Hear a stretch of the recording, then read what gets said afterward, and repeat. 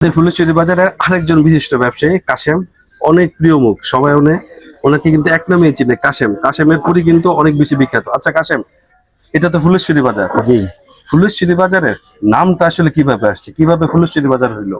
এই বাজারটা খুব সুন্দর, ফুলের মতো, এর লেগে নামটা আসছে ফুলেশ্বরী বাজার।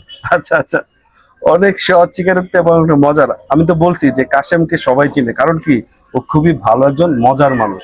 ধন্যবাদ কাশেম তোমাকে।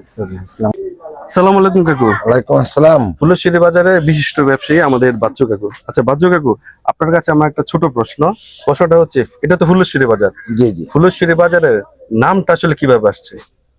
এটা তো বিগত ময়মুরব্বীরা ছাড়া বলাটা সম্ভব না। আমরা তো নতুন প্রজন্মের লোক, সেই জন্য হয়তো বাপদাদারা বলতে পারবে। তো আমরা জন্মের পরের থেকে শুনছি এটা সন্তান করা ফুলেশ্বরী বাজার।